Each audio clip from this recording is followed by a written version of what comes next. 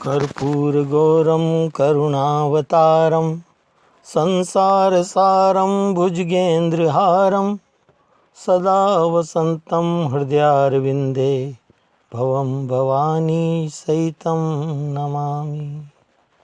ओम नमः शिवाय। समर्पण समाधान चैनल में आपका स्वागत है। बंधुओं, आज हम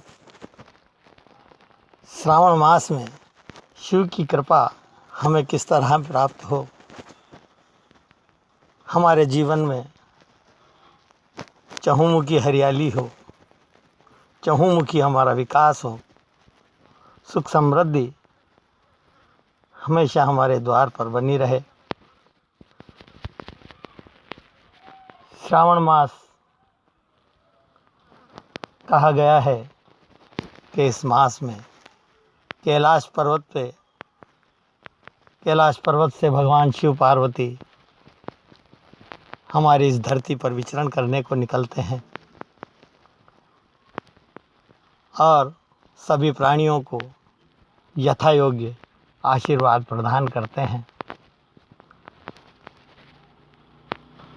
इसलिए हम भी भगवान शिव की कृपा को प्राप्त करने के लिए उनको नतमस्तक हों, जैसा भी हमसे हो सके उनके चरणों में हमारी प्रीति हो, हमें उनकी कृपा मिले। बंधुओं, इस पवित्र श्रावण मास को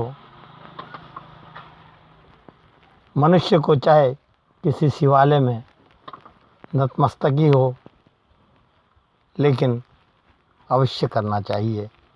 भगवान शिव का, चाहे वो किसी भी देवी देव का उपासक हो, लेकिन उसे शिव को विशेष तौर से सम्मान देना चाहिए।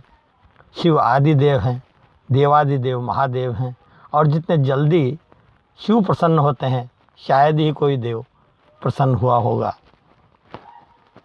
पुराणों में कहा गया है कि शिव की पूजा करने से सभी देवी देवताओं की पूजा का फल प्राप्त हो जाता है, और हम किसी भी देवी देवता की आराधना करते हैं लेकिन शिव की अवहेलना करते हैं तो हमें उस पूजा का कोई फल प्राप्त नहीं करता हो सकता। अतः आप श्रावण मास के अंदर 5 दिन मैं आपको बताता हूँ। उन 5 दिनों में आप भगवान शिव का कुछ विशेष पूजन करके और भगवान शिव से धर्म अर्थ काम और मोक्ष की आप प्रार्थना करें।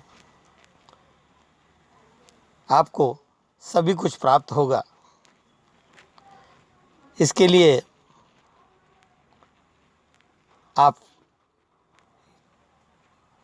जैसे भी आपको सुविधा होती है, या तो श्रावण सोमवार देख लें, या जैसा भी आपको बैठे, 5 दिन आपको श्रावण मास में करने हैं।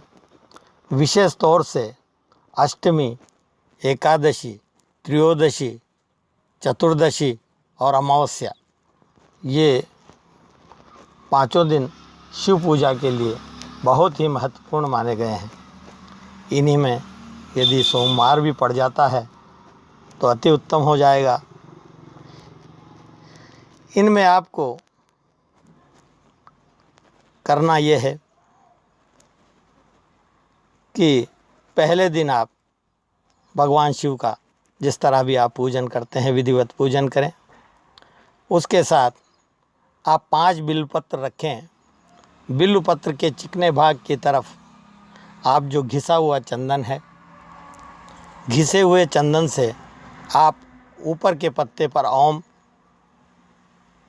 बगल के पत्ते पर नमः, दूसरे पत्ते पर शिवाय, इस तरह आप ओम नमः शिवाय लिख करके और एक एक ओम नमः शिवाय मंत्र के साथ वो 5 बिल्वपत्र शिव को अर्पण करें, पूजा आरती करें। दूसरी बार आप ईशान मंत्र से, ईशान मंत्र मैं आपको बता देता हूँ, आप डिस्क्रिप्शन से लिख लें। ईशान है सर्वविद्यानाम ईश्वरः सर्वभूतानां ब्रह्माधिपति ब्राह्मणोर्धिपति ब्रह्मा शिवो में अस्तु सदाशिवो। ईशान मंत्र के साथ आप 5 बार शमी पत्र चढ़ाएं। तीसरी बार आप सफ़ेद आँख के फूल लें, आंकड़ा जिसे बोलते हैं, और उसके साथ दूर्वा लें और वो दूर्वा और सफ़ेद पुष्प आप तीसरी बार ओम नमः शिवाय के साथ चढ़ाएं। ओम नमः शिवाय, ओम नमः शिवाय, ओम नमः शिवाय, ओम नमः शिवाय। और विधिवत जिस तरह आप पूजन करते हैं पूजन करें। चौथी बार आप शुद्ध जल लें, हो सके गंगा जल हो तो अति उत्तम है, नहीं तो आप शुद्ध कपड़े से छना हुआ जल लें। उस जल के अंदर थोड़ा सा चंदन घिस के और उस चंदन को आप उसमें मिला दें। उस चंदन के मिले हुए जल से आप भगवान शिव को वापस ईशान मंत्र से ही आप उनको स्नान कराएं। स्नान कराने के बाद आप धतूर के 5 पुष्प लें और धतूर के 5 पुष्प शिव को आप शिवलिंग पे अर्पण करें। 5वीं बार आप 2 पीपल के पत्ते लें, 2 बरगद के पत्ते लें और 1 बिल्व पत्र लें। इन 5 को लेकर के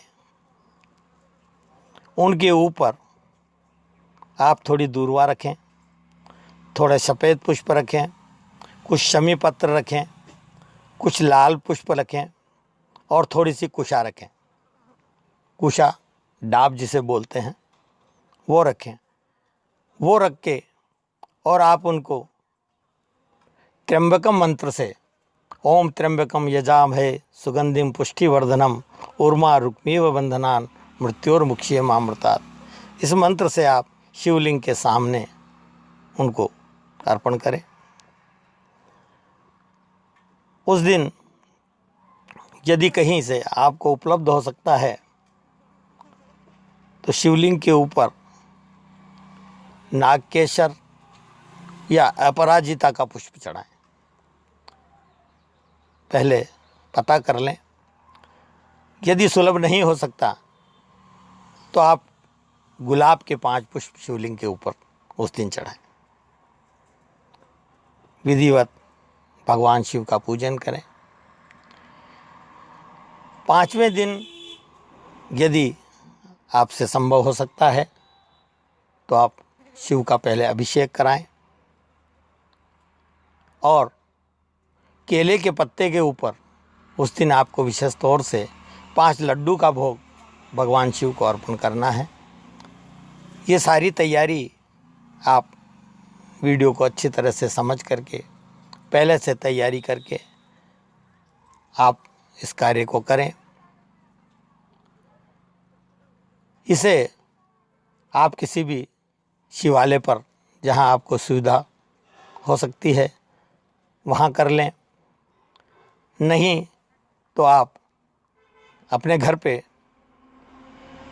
मिट्टी का शिवलिंग हो, धातु का हो, पारद शिवलिंग हो या स्फटिक का शिवलिंग हो, उसके ऊपर आप अपने घर पे भी इस कार्य को पवित्रता से कर सकते हैं।